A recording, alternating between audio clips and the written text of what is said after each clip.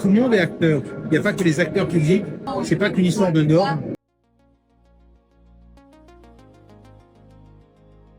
C'est un sujet qui est absolument majeur.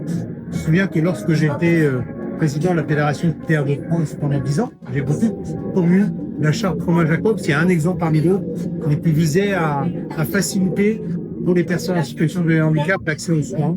Et on a fait un gros travail pour que tous les hôpitaux, et aujourd'hui la très grande majorité des hôpitaux de France se sont engagés dans cette démarche-là, ou bien soient signataires de la charte. Et derrière la charte, c'est-à-dire mettre des actions concrètes pour faciliter l'accès aux soins par des personnes en situation de handicap. C'est un combat permanent, que d'abord on parle de très loin.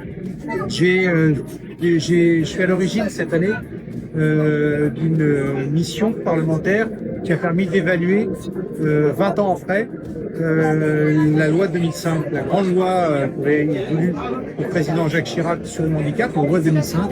20 ans après, où est-on en est de son application? On voit que 20 ans après, il y a encore énormément de travail à faire.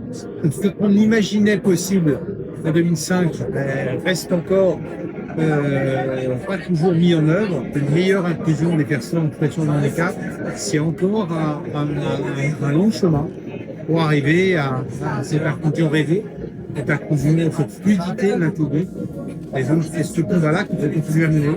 Et donc, moi, je voulais venir ce soir dire que l'initiative comme celle de cette initiative, eh ben, elle est majeure, elle est importante, parce qu'elle nous permet, dans le champ des entreprises, de dire que là aussi, tout le monde est acteur. Il n'y a pas que les acteurs publics, il n'y a pas que les administrations, l'État, les collectivités locales, hospitalières, il n'y a pas que les associations, il y a aussi les entreprises privées. C'est pas qu'une histoire de normes, c'est pas qu'une histoire d'obligations réglementaires, c'est aussi la compréhension qu'il y a des savoir-faire, des regards qui sont importants d'écouter.